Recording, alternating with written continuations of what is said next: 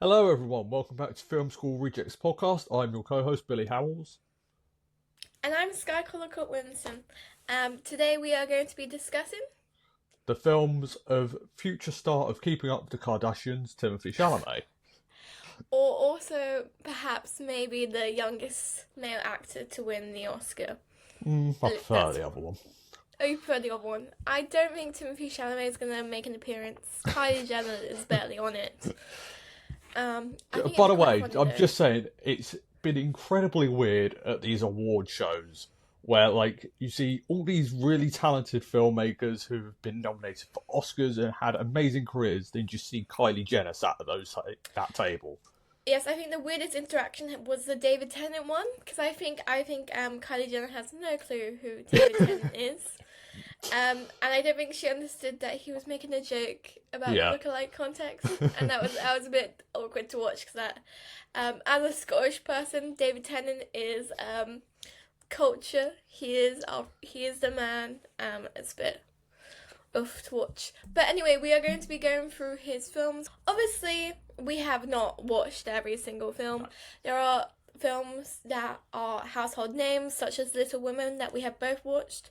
But there are also films that neither of us have watched. Is there a film neither of us watched? I think it's either or. Oh, okay, we both haven't watched The King. We both haven't watched Beautiful Boy either. Yes, which are around the same time. I've watched clips of The King because I did study Henry, the Shakespeare play. So I've seen clips, but I have not watched it myself, so I cannot comment on it. I do know that one of my best friends loves Beautiful Boy, and it's been on my list forever. But I have not, because I don't know, there's not a reason. I just haven't been in the mood, because I know it's a very depressing film. Yeah, I've heard it's quiet down. I think that might be why I haven't seen it. Yes. Okay. What about if we just start with your favourite? I know you don't love Timothée Chalamet. I love Timothée Chalamet. I think he's great. I think he's one of the best of my generation. If his name's in the headline, yeah, I'm gonna watch it. But you think he's one of the best? Good. Oh yeah, he's I've heard him be compared to be not compared, but I've heard some people say he's going to be the next Daniel Day-Lewis. Okay. And to be honest, I don't disagree. I really liked his speech at the SAG Awards. Did you watch it? Yeah. I thought it was good because I don't know. I think as someone in the arts, I feel like you're supposed to downplay how much you want things, and it's good to see someone with such passion and I'd say integrity. And he's been really driving for it. Yes, he does. He's grown up in the public eye, so there are way too many videos of him that are very weird, when he was in his theatre days.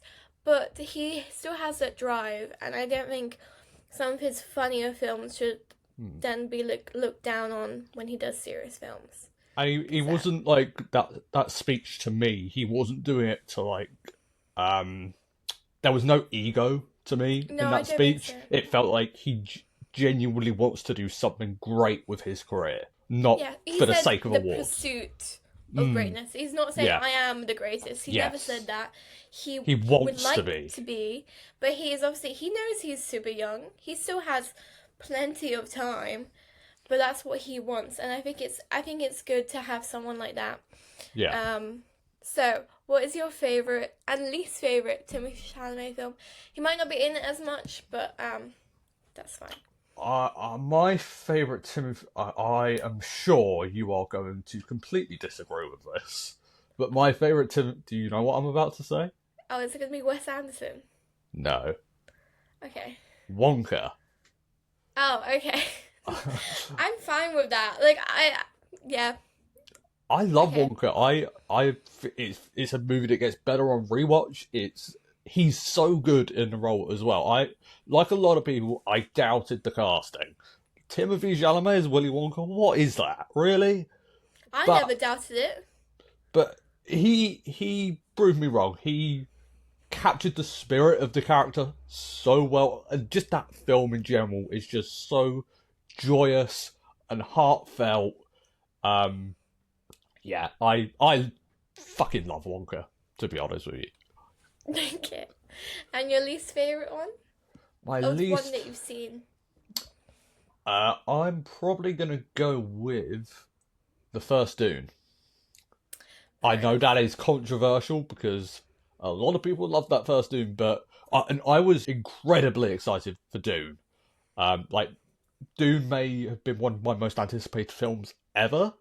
But I mean, the film's fine, and he's great in it. But the film itself, eh. Um, we'll get to Dune Part Two in a bit, but the first Dune I think is just incredibly overrated, um, incredibly disappointing. Yeah, Okay, but you liked his acting, so that's okay. yeah, that's what's relevant. Okay. That's good. I like that answer. I'll take that answer. That's fine. Yeah. My favorite. You haven't seen it. Is Bones and All from Oh, of course, yeah. 2022. It's another Luca movie. It's his second one with him. Um, I didn't think you would like it, to be honest. It's Really, very gory. It is. It's quite disturbing. Skye. One of my Um, favorite films of last year was The Substance. Maybe you wouldn't mind it, but it's like yeah. I liked it a lot. It was kind of out of character for Timothy. I mean, I know he's done The King, right? But there's like levels because it wasn't a horror, but it definitely felt like a sexual horror. He plays such a character that is very complicated, and it feels like it is kind of like his character in Little Women, just a bit like extreme Hmm. and also gay, but yeah, which actually might be the best character he's ever played. Um, he's also quite eerie in it, and I've not really seen Timothée Chalamet ever be like eerie before. Like he's quite haunting, to a point that I kind of feel like he's like always haunting the narrative in it. And I feel like while the film is finished, I feel like I really want to see him in that kind of like genre again. But then the film got like no praise, which is not a surprise for a Luca movie. It does well with audiences Hmm. and it does well with critics. It's just the awards hate Luca for I don't Yeah, even know why. It's yeah. snubbed every single time. Maybe they got pissed off. Call Me by Your Name was nominated too much. Maybe they thought that. Maybe. But anyway, I need Luca to put Timothy in as much movies as he Yeah. can because them two together make a beautiful film. Just the Academy doesn't like them, and that's fine because if he loses out on this Oscar, I want him to just do some stupid movies and then come back and be like, "Ha, yeah, I can do it." But my least favorite one of Timothy, I think my least favorite one is Don't Look Up. He's like barely in it, and I can't watch his parts. Like I think that's like the point. I get that. Kyle I is get so that. horrendous, right? And it's not Timothy being a bad actor. He's such a good actor that like I like cringe so much. The film is quite bad as well. I So, love Don't Look Up. oh really? I didn't we watch it together Yes, we on did watch Netflix it Watch together. Party? Yes, we did. I Um, I think it's a movie that gets better on rewatch. It just feels so topical today. it is very topical. And I love Jennifer Lawrence in it actually.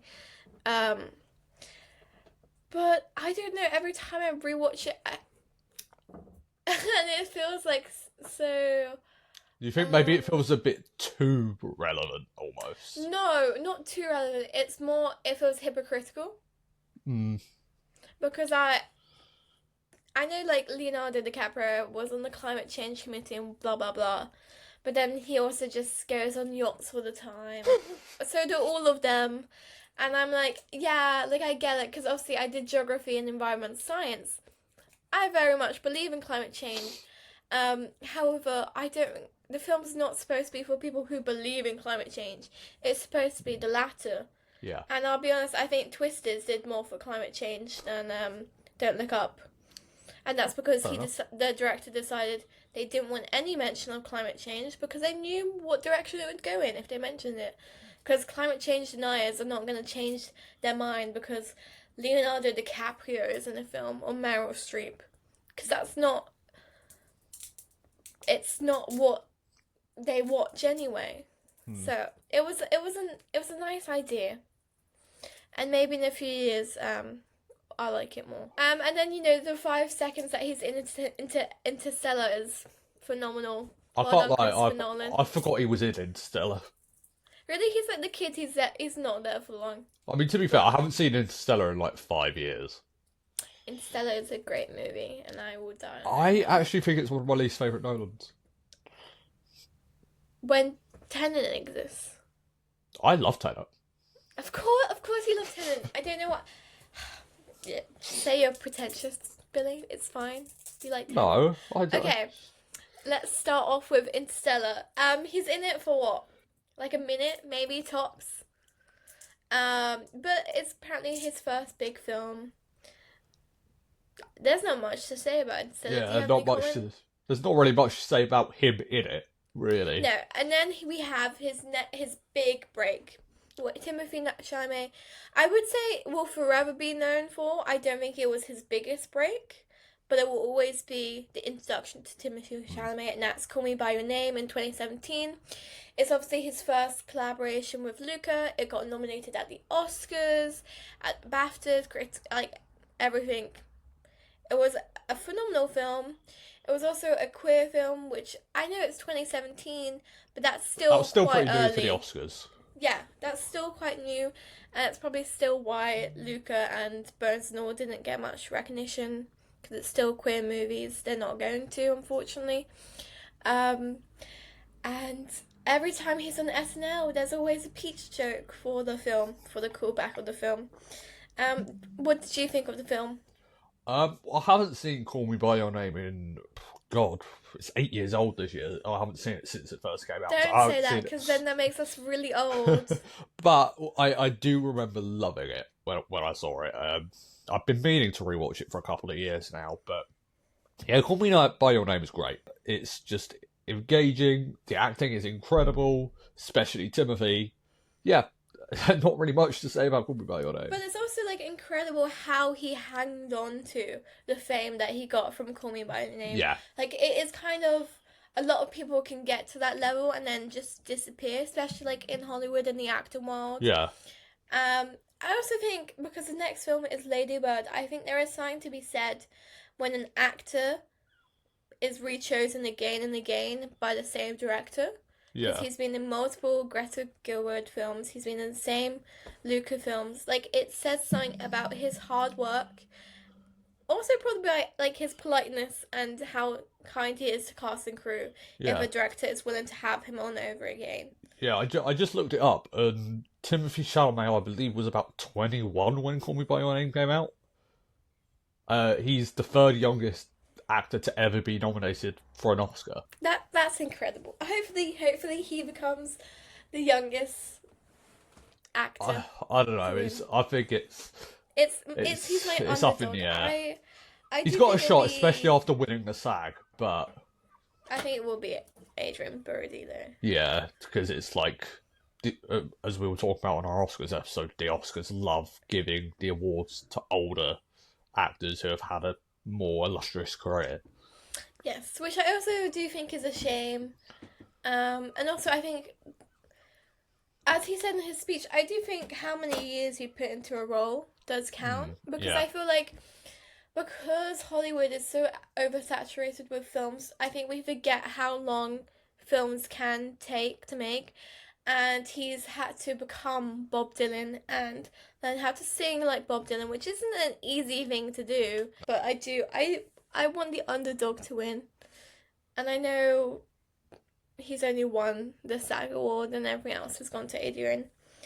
But there's still a shot. There's still a chance. Ladybird. He's so annoying in Ladybird. He's perfect. You can take the lead on Lady Bird. I haven't seen it in so long, and I can't even remember who his character was. Lady Bird is a phenomenal film. That film, like changed me and my mother's relationship. It was so good. And I think a lot of teenage girls watch that and they think, you know what, I need to be more forgiving of my mother because she has had a life and she's basically given it up to raise me. And whilst I think she's like being hypercritical of me, that's how her mother was. And that's all she knows how to take care of me. And then she realizes once she leaves, she needs her mom. I love Greta. I love her so much, and I can't ever say her name. How do you say it? Saoirse Ronan. Saoirse Ronan. Yes, there we go. Phenomenal actor, and I love them together. And also, I'm gonna admit it. It was the film that made me have a crush on Timothée Chalamet. Everyone in our class was talking about it, and I was like, okay, yeah, sure, I'll watch it. He was great in it. It is like it's a less serious role. It's a serious film, but it's not, his role is not very serious. He's just being a typical boy, which is a bit horrendous, actually. But obviously then he goes on to The Beautiful Boy, which is a serious film about addiction and depression. I haven't watched it, but it was nominated at the BAFTAs, Critics' Choice, Globe and SAG for supporting actor. And I've been told it's a marvellous film. I've seen clips of it, and I've seen clips of his acting in it, and it seems phenomenal. It was phenomenal enough to get him landed as the king. Obviously, I know it's a Netflix movie, but it's a serious Shakespeare film. You have to have a catalogue before you can get into Shakespeare films, because they're quite hard work to learn everything and how to enunciate all the Shakespearean words and also deliver it into a film rather than a play. And the king is known for its massive monologues and its massive speeches. So he's yes, I think he should have recognition for that film. But neither of us watched it. So let's move on to what I would say is one of his greatest films. Here we go. You might disagree with me because I know you don't like the film. It's Little Women. okay. It's okay. It's okay. Little Women changed my entire life. It's okay. I rewatch it historically once a year. Every year. It's divine. And like just his like tone changes and like he makes me like so emotional. Like I get a physical reaction of him in the movie. Like you know the scene where Laurie's like Amy's talking to Laurie at the ball and she's like saying like you're being ridiculous, and he's like but Joe got me this ring, and he's been like getting drunk and messing around, and then that like it was snap of like how high and pitched and tone he is. Marvelous. Just like his like tiny different voice changes everything. Especially that proposal scene. He should have won an Oscar just for that scene, and you disagree with me. Is that the one on the hill? Yes, on the hill. Okay, I remember that. I gave up something, blah blah blah blah blah. I gave up billiards for you. Something. I can't remember it all. I mean, I love you, Joe. I love you. I liked the film. I figured you felt the same way. I just think it's like 25 minutes too long, and I wasn't like a huge fan of like the structure of it either. Like the cutting back and forth between timelines. Okay. Everyone has a right to their opinion. Except you're heavily judging. Yeah, whether that opinion is correct or not, that's a different topic. But everyone has a right to their opinion. Oh, God. And then we go into... I have tried to watch this movie. And I can't do it. Everyone tells me it's so good, and I go... No! I can't... Timothy, I swear, please don't do another Wes Anderson film. Because I can't watch it. I'm on a boycott. I can't do it. He's not done anything wrong. I'm not cancelling Wes Anderson. I just can't stand him. I think he's terrible. I don't care about the aesthetic. Oh my goodness, you choose 5 colours to do your entire film on? Well done. You're like so out of the box. I'm so proud of you. Well done. I mean, to be fair, The French Dispatch is not one of his finest work. The French Dispatch is alright. And I'm a journalist as well, and I paused it, I played it, and I skipped to the Chalamet part, and I went, oh Lord. I can't.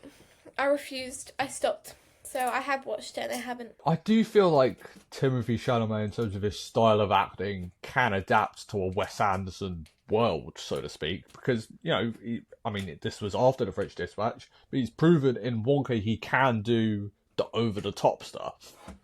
Yeah. I mean, he's a very versatile character, like actor. We have very serious films like Little Women and The King. And then we have one depressing films like Call Me by Your Name, Beautiful Boy, and then we have just wild cards like Don't Look Up, Wonka, and The French Dispatch. Like you cannot contain this man. I assume he sang in Wonka, right? He did, didn't he? Yes.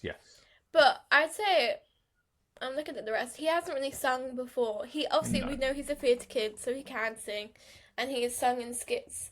But from going to skits and theatre singing, which is very different to actual singing and extremely different to Bob Dylan's very personal sound, is a big accomplishment. And I think he did really well with it, as a Bob Dylan fan. And then your favourite one, Dune. Oh, Dune Part 2.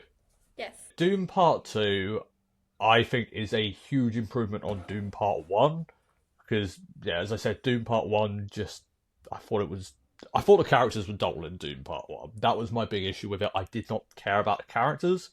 But Dune Part 2 changed that. I actually cared about the relationship between Timothée Chalamet and Zendaya. I cared about Paul Atreides' journey. I still don't think Dune Part 2 was great. I still definitely have my issues with it, don't get me wrong. But considering how much I was disappointed with that first one, and unlike, because when they announced Dune Part 2, I was like, I'm not really that interested. But I can say now, I'm really interested in Dune Part 3. Or I don't know if it's going to be Dune Part 3 or Dune Messiah. I assume it's an adaptation of Dune Messiah, but they're going to call it Dune Part 3 for marketing purposes. Again, I don't necessarily think Dune Part 2 should be nominated for Best Picture, but it deserves the nomination more than the first one did. Yes. What was it? What was the nomination it got? It wasn't much, but it got one. No, Dune Part 2 got like some technical aspects and then Best Picture. Yeah, I think that was it for Best Picture. Yeah. I think also the fact he gets producer credits is also showing that he's going up in the acting world. Yeah. So I can only hope the best for him. He's not 30 yet, but he is reaching his 30s, which means he has to be.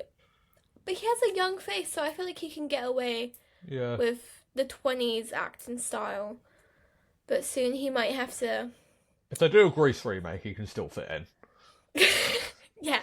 For a few more years, he can fit in. But he will have to, eventually start becoming the dads in the films, unfortunately, as he gets older. I am hoping that doesn't take away as many films as he can do. That's obviously the worry when an actor starts turning 30 and 32 is Hollywood kind of shifts. Hollywood doesn't like old people. Obviously, 30 is not old, but in acting it's... For Hollywood. For Hollywood, it's quite old. But, Adrian Brody is doing great. So yeah. He has to be selective. And I'm hoping I think it will work out. What kind of films do you want to see him in? I've said I want him in a haunting narrative kind of film. To be honest, I want him to do more musicals. I think he's got a great voice. Okay. He's got the charisma and charm for it. I want him to do more comedies as well. Like, straight up comedies.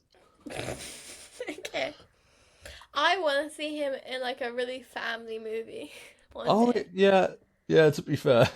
But he's the dad. I want him in I want to see what Timothée Chalamet looks like as the dad. He could put off the mustache.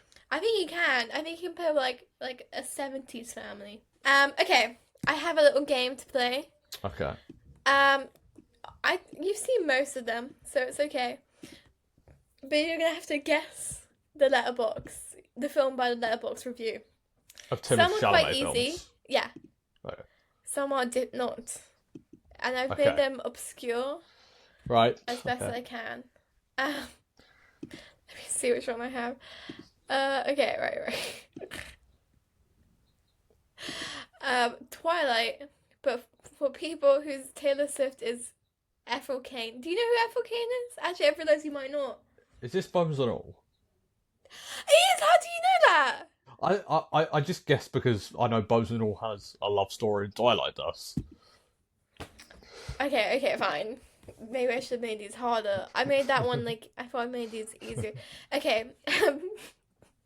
Don't tell the woke left how much I loved this film. Don't Look Up? No, it's not, actually. Oh. See, tricked you. Don't Don't tell the woke left how much I love this film. Is it The King? Mm-mm. That's not really a woke film, but you haven't watched it, so that's fine. Call Me By Your Name? There we go, yeah, exactly. Third time lucky. Third time lucky. Okay. Timothée Chalamet's character is just Carl from Lady Bird 2 years later. Don't Look Up. There we go. Boom, boom, boom. Well done. I knew you'd get that one. This one's not about Timothée Chalamet, but I liked it. So moved that I'm going to accept my mum's follow request on Instagram. That's Lady Bird, I'm guessing. Yeah, that's Lady Bird. To be fair, I probably wouldn't have got that if you hadn't have talked about the mother-daughter aspect of Lady Bird earlier. It's a earlier. very important part of Lady Bird. There wasn't really any part about Timothée Chalamet in any of the Letterboxd for that one. Instead, obviously, was not going to happen. So and then everything else I thought was too obvious. Need me a Timothée Chalamet to tell me I'm not a career failure at 20. Is that a complete unknown? Mm-mm. Can you read that again? It doesn't make any sense grammatically. Need me a Timothée Chalamet to tell me I'm not a career failure at 20. Dune? No. What about a career isn't Dune? I don't know. I can't tell if it's like metaphorical or actually No, something. no, it's like literal. Okay. A Timothy character that tells someone they're not a failure. Oh. Is this Little Women? There we go. There we go. He says it to Amy. Okay. Okay, they're the ones I have, because all of them were either too obvious or just weren't funny. And then a lot, the Call Me By My Name, that was quite difficult to find actually, because they were all extremely inappropriate and all about peaches. And I thought, yes, I'm sure. I'm not gonna do that. I'm gonna save you the scarring that I had to go through. Reading all those ones. Yes, that's been me, Skye Williamson, and Billy Howe. You can follow us on Film School Rejects. We are on YouTube, Instagram, and TikTok. Please give us any recommendations of what you'd like to see next. And that's been us. Thank you so much. Goodbye. Thanks for watching. Bye.